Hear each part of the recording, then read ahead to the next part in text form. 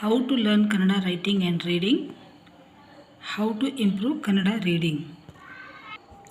ನಿನ್ನೆ ಎಪಿಸೋಡ್ನಲ್ಲಿ ಕನ್ನಡವನ್ನು ಸರಳವಾಗಿ ಬರೀಲಿಕ್ಕೆ ಕಲಿಬೇಕಾದರೆ ಹೇಗೆ ಬರೆಯೋದನ್ನು ಕಲಿಬೇಕಾದರೆ ಹೇಗೆ ಕಲಿಬೇಕು, ಯಾವ ರೀತಿಯಲ್ಲಿ ಕಲಿಬೇಕು ಅನ್ನೋದ್ರ ಬಗ್ಗೆ ಒಂದು ವಿಡಿಯೋ ಮಾಡಿದ್ದೆ. ಈಗ ಅದರಲ್ಲಿ ಕೆಲವು ಪದಗಳನ್ನು ಸಹ ನಾನು ಸೇರಿಸಿದ್ದೆ. ಅದರಲ್ಲಿ ಕೊಟ್ಟು ಈಗ ಕೆ ಅಂತ ಹೇಳಬೇಕಾದ್ರೆ ಹೇಗೆ ಬರೀಬೇಕು, ಮೇ ಅದನ್ನೇ ಮೂವ್ ಮಾಡಬೇಕಾದ್ರೆ ಹೇಗೆ ಅಂತ, ಓಕಾರ ಏಕಾರ ಈ ಥರದೆಲ್ಲ ಈಗ ಅದನ್ನೇ ಇನ್ನಷ್ಟು ಹೇಳ್ಕೊಡ್ತಾ ಇದ್ದೀನಿ. ಅಂದರೆ ಇದರಿಂದ ಮಕ್ಕಳು ಒತ್ತಕ್ಷರ ಅಥವಾ ದೀರ್ಘ ಸ್ವರ ಪದಗಳನ್ನು ಬರೆಯೋದನ್ನು ಕಲಿಯೋದು. ಈಗ ಎ ಓ ಎರಡರಲ್ಲಿ ಭಾಳಷ್ಟು ಗೊಂದಲಗಳನ್ನು ಮಾಡ್ಕೊಂಡು ತಪ್ಪುಗಳನ್ನು ಮಾಡ್ತಾರೆ ಮಕ್ಕಳು. ನೋಡಿ, ಈಗ ಅದನ್ನು ಮುಂದುವರಿಸೋಣ. ಈಗ ನೋಡಿ, ದ ವ ಗ ರ ಅಂತ 4 ಅಕ್ಷರಗಳನ್ನು ಕೊಟ್ಟಿದ್ದೇನೆ ಇಲ್ಲಿ. ಈಗ ಇದನ್ನು ದೇವ ಗುರು ಅಂತ ಬರಿಬೇಕಾದ್ರೆ ಹೇಗೆ ಮಾಡ್ತೀರ, ಹಾಗೆ ದೇವಗಿರಿ ಅಂತ ಬರಿಬೇಕಾದ್ರೆ ಇಲ್ಲಿ ಏನೇನು ಯಾವ್ಯಾವ ಚಿಹ್ನೆಗಳನ್ನು ಹಾಕಬೇಕು ಅಂತ ನೋಡೋಣ. ಇಲ್ಲಿ ಏನಿದೆ 4 ಅಕ್ಷರಗಳಿದೆ, ದ ವ ಗ ರ. ಇದನ್ನು ದೇವ ಗುರು ಅಂತ ಬರಿಬೇಕಾದ್ರೆ ಏನು ಮಾಡಬೇಕು, ಇಲ್ಲಿ ಏತ್ತ ಕೊಡಬೇಕು. ದೇ ಆಯಿತು, ಬರೀ ದೇ ಆಯಿತು. ಈಗ ದೇ ಮಾಡಬೇಕು ಅಂದರೆ ದೇ. ಈಗ ನಮ್ಮ ವೀಕ್ಷಕರು, ನಮ್ಮ ಸಬ್ಸ್ಕ್ರೈಬರ್ಸ್ ಹೇಳ್ತಾಯಿದ್ರು ನಮಗೆ ದೀರ್ಘ ಪದಗಳನ್ನು ಅಥವಾ ಅಕ್ಷರಗಳನ್ನು ಓದಲಿಕ್ಕೆ ಬರಲಿಕ್ಕೆ ಬರೋದಿಲ್ಲ ಅಂತ. ಇವುಗಳನ್ನೆಲ್ಲ ನೋಡಿ ಬರುತ್ತೆ. ನೋಡಿ, ಈಗ ದೇ ವ ಆಯಿತು. ಈಗ ಗುರು ಮಾಡಬೇಕಾದ್ರೆ ಇದಕ್ಕೆ ಯಾವ ಚಿಹ್ನೆಯನ್ನು ಕೊಡಬೇಕು, ಸ್ವರ ಗುರುತು ಕೊಡಬೇಕು. ಇದನ್ನು ಕೊಂಬು ಕೊಡಬೇಕು, ಕೊಂಬು. ದೇವ ಗು ರು ಮಾಡಬೇಕಾದ್ರೆ ಅದಕ್ಕೂ ಸಹ ಕೊಂಬು. ಈಗ ದೇವ ಗುರು ಅಂತ ನಾವು ಹೇಳುವಾಗ ಈಗ ಅದರ ಇಲ್ಲಿ ಏನು ಬರೆದಿದ್ದೇವೆ ಅಂತ ನೋಡಿ. ಈಗ ಓ ಉಚ್ಚಾರ ಬಂತು, ಏನು ಕೊಟ್ಟಿದ್ದಾರೆ, ಕೊಂಬು ಕೊಟ್ಟಿದ್ದಾರೆ. ಹಾಗೆ ಎ ಉಚ್ಚಾರ ಬಂದಾಗ ಏನು ಕೊಟ್ಟಿದ್ದೇವೆ, ಏತ್ವ ಮತ್ತು ದೀರ್ಘ. ಬರೀ ಎ ಅಷ್ಟೇ ಬಂದರೆ ಬರೀ ಈ ಚಿಹ್ನೆಯನ್ನು ಮಾಡಬೇಕಂತ ಹಿಂದಿನ ವೀಡಿಯೋದಲ್ಲಿ ಹೇಳಿದ್ದೇನೆ. ಈಗ ನೋಡಿ, ಮತ್ತೊಂದು ಪದವನ್ನು, ಇದು ದೇವಗುರು ಆಯ್ತು. ಇದನ್ನೇ ದೇವಗಿರಿ ಬರೆಯುವಂತಂದರೆ ದ ವ ಗ ರ. ಇದನ್ನು ದೇವಗಿರಿ ಬರೆಯುವಂದರೆ ಏನು ಮಾಡಬೇಕು, ಏತ್ವ ದೀರ್ಘ ದೇ ವ. ಈಗ ಇದನ್ನು ಗಿರಿ ಮಾಡಬೇಕಂದ್ರೆ ಮಾಡಬೇಕು, ಇಲ್ಲಿ ಗುಡುಸು ಕೊಡಬೇಕು. ದೇವಗಿ ಇಲ್ಲಿ ಕೂಡ ಗುಡುಸು. ಸೊ ಈ ಉಚ್ಚಾರ ಬಂದಾಗ ಇಲ್ಲಿ ಗುಡಿಸು. ನಂತರ ಇದನ್ನು ಏನು ಬರೀಬೇಕು, ಇದನ್ನು ಜೋರಾಗಿ ಅಂತ ಬರಿಬೇಕಾದ್ರೆ ಏನೇನು ಸ್ವರಚಿಹ್ನೆಗಳನ್ನು ಹಾಕಬೇಕು. ಇದರಲ್ಲಿ ಜೋರಾಗಿ ಇದು ಜ ಇದೆ, ಇದನ್ನು ಏನು ಮಾಡಬೇಕು, ಜೆ. ಇಲ್ಲಿ ಕೊಂಬಿನ ದೀರ್ಘ, ಹಾಗೆ ದೀರ್ಘ, ಇದು ಜೋ ಆಯಿತು. ಇದನ್ನು ಬರೀ ಇಷ್ಟೇ ಬರೆದ್ರೆ ಏನಾಗುತ್ತೆ, ಜೆ. ಇದಕ್ಕೆ ಜೆ ಬರೆದು ದೀರ್ಘ ಕೊಟ್ಟರೆ ಜೇ. ನಂತರ ಏತ್ವ ಕೊಟ್ಟು ಕೊಂಬಿನ ದೀರ್ಘ ಕೊಟ್ಟರೆ ಜೋ. ಇದೇ ರೀತಿ ಬರೆದು ದೀರ್ಘ ಕೊಟ್ಟರೆ ಜೋ. ಇವೆರಡರಲ್ಲಿ ಮಕ್ಕಳು ಯಾವಾಗಲೂ ಭಾಳಷ್ಟು ತಪ್ಪುಗಳನ್ನು ಮಾಡ್ತಾರೆ. ಜೋರಾಗಿ ಅಂತ ಬರೀ ಅಂತಂದಾಗ ಜೇರಾಗಿ ಅಂತ ಬರೆಯೋದು. ಸೊ ಇದನ್ನು ಇಷ್ಟು ಕಲ್ತ್ಕೊಂಡ್ರೆ ಸಾಕು ಮಕ್ಕಳು. ಇದು ಸಾಮಾನ್ಯವಾಗಿ ಆಕಾರದ ಅಕ್ಷರಗಳನ್ನ ಸರಳವಾಗಿ ಬರೀತಾರೆ. ಕೆಲವೊಮ್ಮೆ ಗುಡಿಸು ಕೂಡ ಬರೀತಾರೆ. ಅದು ದೀರ್ಘ ಬಂದಾಗ ಅವರಿಗೆ ಕಷ್ಟ ಆಗುತ್ತೆ. ಸೊ ಇದಿಷ್ಟನ್ನು ನೋಡಿಕೊಂಡ್ರೆ ಅವರು ಉತ್ತಮ. ಈಗ ಇದನ್ನು ವ ಎಲ 3 ಅಕ್ಷರ ಕೊಟ್ಟಿದ್ದರಿಂದ ಮೈ ಎಲ್ಲ ಅಂತ ಬರೀಬೇಕಾದ್ರೆ ಹೇಗೆ ಬರೆಯೋದು, ಮೈ ಅನ್ನುವಾಗ ಫಸ್ಟು ಮೇ ಉಚ್ಚಾರ ಬರುತ್ತೆ. ಇದನ್ನು ಮ ಫಸ್ಟ್ ಬರಿಬೇಕಂತ ತಿಳ್ಕೊಳ್ಳಿ. ಮ ಆದಮೇಲೆ ಏತ್ವ ಐ ಮೈ. ಈಗ ಕಾಗುಣಿತ ಬರೆಯುವಾಗ ಬರೆದಿರ್ತೀರ ನೀವು ಮೈ. ಎಲ್ಲ ಎ ಅಂತ ಹೇಳುವಾಗ ಏತ್ವ ಮೈ ಎಲ್ಲ. ಈಗ ಒತ್ತಕ್ಷರ ಹೇಳ್ತದೆ, ಏನು ಬರಬೇಕು, ಲಾಗೆ ಲವತ್ತು. ಮೈ ಎಲ್ಲ, ಮೈಯಲ್ಲ. ಅದನ್ನೆಲ್ಲಿ ಮಾಡಬೇಕಾದ್ರೆ ಇಲ್ಲಿ ಒಂದು ಗುಡಿಸು ಕೊಟ್ಟರಾಯಿತು. ಇದು ಲಿ, ಮೈಯಲ್ಲಿ. ಈಗ ಇನ್ನೊಂದು ತ ಪ 2 ಅಕ್ಷರದ, ಇದನ್ನು ತಪ್ಪು ಅಂತ ಬರಿಬೇಕಾದ್ರೆ ಹೇಗೆ ಮಾಡ್ತೀರಾ, ಇದು ತ ಅಂತೂ ಇದೆ. ಪೋ ಮಾಡಬೇಕಾದ್ರೆ ಒತ್ತಕ್ಷರ ಪೋ ಮಾಡಬೇಕಾದ್ರೆ ಪೋ ಬರಿಬೇಕು, ಕೊಂಬು. ಅದಕ್ಕೆ ಪಗೆ ಪವತ್ತು, ತಪ್ಪು. ಇದನ್ನು ಅರ್ಥ ಅಂತ ಬರಿಬೇಕಾದ್ರೆ ಏನು ಮಾಡಬೇಕು ನೀವು, ಥ ಇದೆ. ಅರ್ಕಾವತ್ತು ಎಲ್ಲಿ ಬರಬೇಕು, ಭಾಳಷ್ಟು ಮಕ್ಕಳು ಇಲ್ಲಿ ಬರೀತಾರೆ ಅರ್ಥ ಅಂಥೇಳಿ, ಅಥವಾ ಈ ಥರ ಬರ್ತಾರೆ ಅರ್ಥ ಅಂತ. ಸೊ ಈಗ ಅರ್ಕಾವತ್ತು ಉಪಯೋಗಿಸುವಾಗ ಅ ನಂತರ ಅರ್ಕಾವತ್ತು. ಅರ್ಕಾವತ್ತನ್ನು ಓದುವಾಗ ಯಾವಾಗಲೂ ಥ ಅರ್ಥ. ಇದು ಭಾಳಷ್ಟು ತಪ್ಪು ಮಾಡ್ತಾರೆ ಅರ್ಕಾವತ್ತು ಬರೆಯುವಾಗ. ನಂತರ ಇದು ಕ ಶ ಅಷ್ಟೇ ಕೊಟ್ಟಿದ್ದೀನಿ. ಈಗ ಇದನ್ನು ಕಾಶಿ ಅಂತ ಮಾಡಬೇಕಾದ್ರೆ ಏನು ಮಾಡಬೇಕು? ಕಾಗೆ ಆ ಉಚ್ಚಾರ ಬರ್ತದೆ, ಅದರಿಂದ ತಲೆಕಟ್ಟಿನ ದೀರ್ಘ ಕ, ಇದು ಗೂಡಿಸು. ಸೊ ಇಲ್ಲಿ ಕಾಶಿ ಬರಬೇಕಾದ್ರೆ ಕಾ ಶಿ, ಕಾಶಿ. ಈಗ ಟ ಪ ಇದೆ, 2 ಅಕ್ಷರ ಇದೆ. ಇದನ್ನೇ ಟೇಪ್ ಹಾಗೆ ಟೋಪಿ ಎರಡನ್ನು ಬರಬೇಕಾದ್ರೆ ಏಕಾರ ಮತ್ತು ಓಕಾರ ಬರ್ತದೆ. ಈಗ ಟೇಪ್ ಬರಿಬೇಕಾದ್ರೆ ಹೇಗೆ ಬರ್ತೇವೆ? ಇದನ್ನು ಏತ್ವ, ಇದು ಬರೀ ಟೇ ಬರಿಬೇಕಂದ್ರೆ ಇಷ್ಟು ಟೇ ಅಂತ ದೀರ್ಘ ಹೇಳಿದ್ರೆ ದೀರ್ಘ, ಏತ್ವ ಮತ್ತು ದೀರ್ಘ ಟೇ. ಈಗ ಟೇಪು ಅಂತ ಬರಬೇಕಾದ್ರೆ ಕೊಂಬು ಕೊಡಬೇಕು, ಟೇಪು. ಅಥವಾ ನೀವು ಟೇಪ್ ಅಷ್ಟೇ ಬರಿಬೇಕಾದ್ರೆ ಅರ್ಧ ಅಕ್ಷರ ಪ, ಟೇಪ್. ಇದನ್ನೇ ಟೋಪಿ ಮಾಡಬೇಕಾದ್ರೆ ಏನು ಮಾಡಬೇಕು?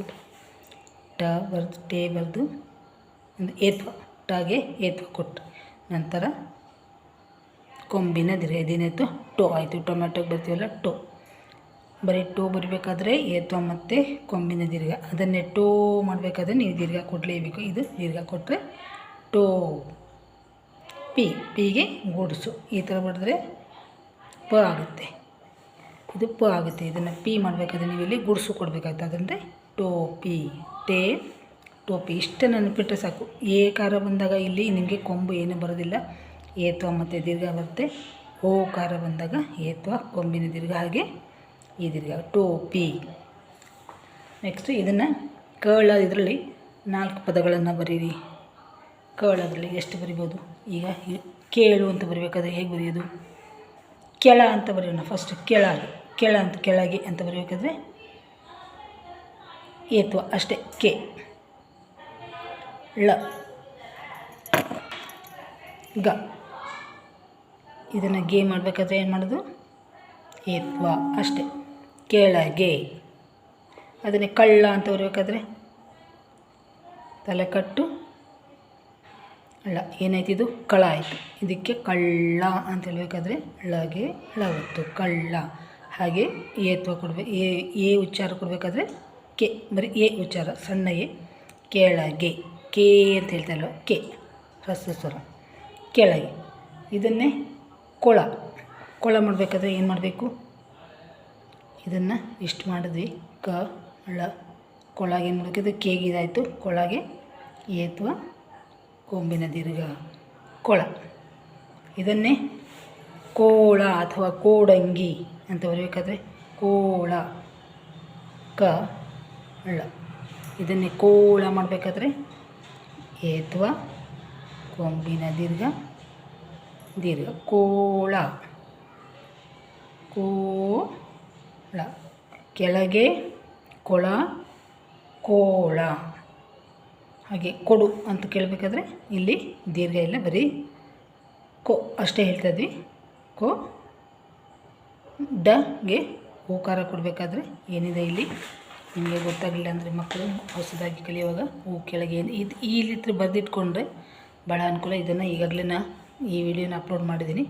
ಹೂಗೆ ಏನು ಬರಬೇಕು? ಕೊಂಬು, ಕೊಡು. ಹೀಗೆ ಈ ಉಚ್ಚಾರಗಳು ಅ ಇಂದ ಅಹವರೆಗಿನ ಉಚ್ಚಾರಗಳನ್ನು ಹೇಗೆ ನೆನಪಿಡಬೇಕು ಅನ್ನೋದ್ರ ಬಗ್ಗೆ ಕೂಡ ನಾನು ಹಿಂದೆ ಒಂದು ವಿಡಿಯೋ ಮಾಡಿದ್ದೆ. ನಾವೆಲ್ಲ ಇದ್ದಾಗ ಇದನ್ನೇ ಮಾಡ್ತಾಯಿದ್ದಿದ್ದು, ಭಾಳ ಬೇಗ ಕಲಿಬೋದು.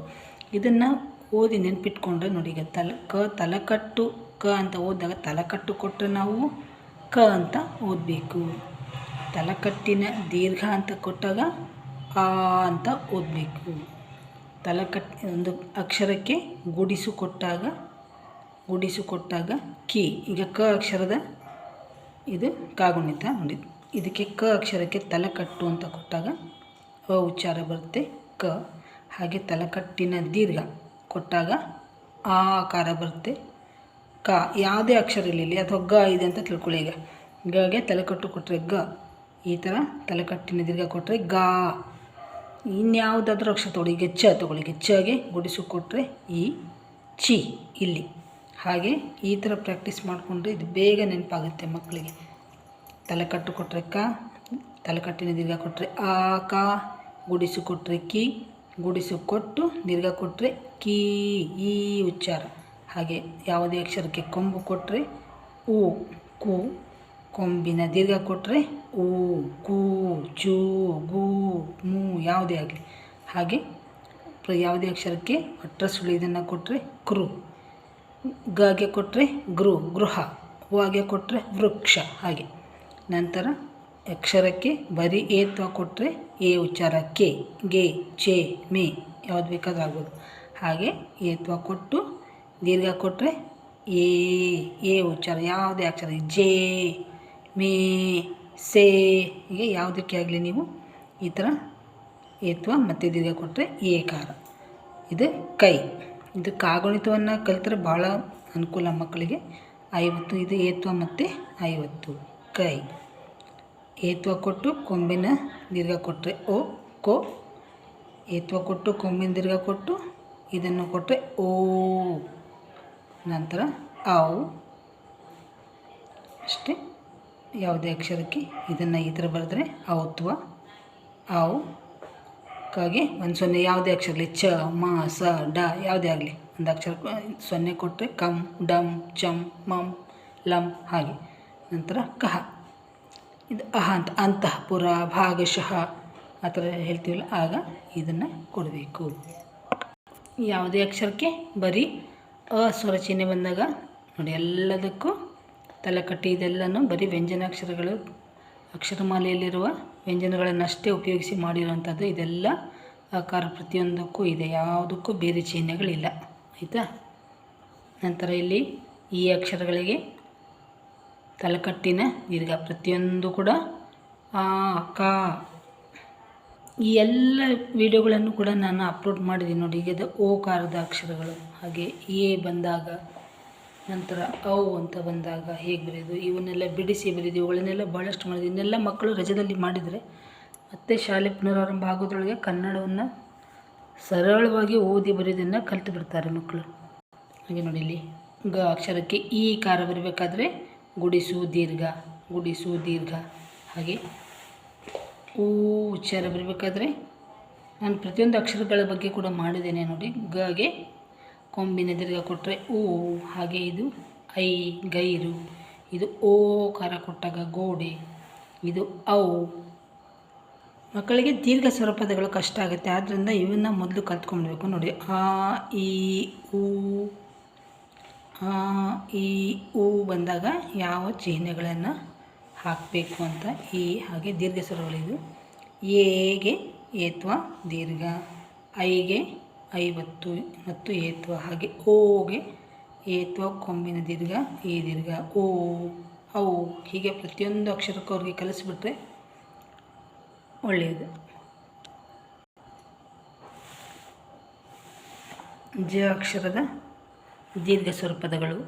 ಇಲ್ಲಿ ಈ ಪದವನ್ನು ಕಂಪ್ಲೀಟ್ ಮಾಡಲಿಲ್ಲ. ಇದು ಜೋ ರಾ ಗಿ. ಇದು ಪಕ್ಕದಲ್ಲಿ ಬರಬೇಕು. ಜೋ ರಾ ಗಿ. ಈ ವಿಡಿಯೋ ನಿಮಗೆ ಉಪಯೋಗ ಆಗುತ್ತೆ ಅಂತ ಅಂದ್ಕೊಂಡಿದ್ದೀನಿ. ಉಪಯೋಗ ಆದರೆ ಲೈಕ್, ಶೇರ್ ಆ್ಯಂಡ್ ಸಬ್ಸ್ಕ್ರೈಬ್ ಆದಮೇಲೆ ಬೆಲ್ ಐಕಾನ್ ಕ್ಲಿಕ್ ಮಾಡಿ. ಮತ್ತೆ ಮುಂದಿನ ವಿಡಿಯೋಗಳು ಬೇಕು ಅನ್ನುವರು ಬೆಲ್ ಐಕಾನ್ ಕ್ಲಿಕ್ ಮಾಡಿ. ಎಲ್ಲರಿಗೂ ಧನ್ಯವಾದಗಳು. ನಮಸ್ಕಾರ.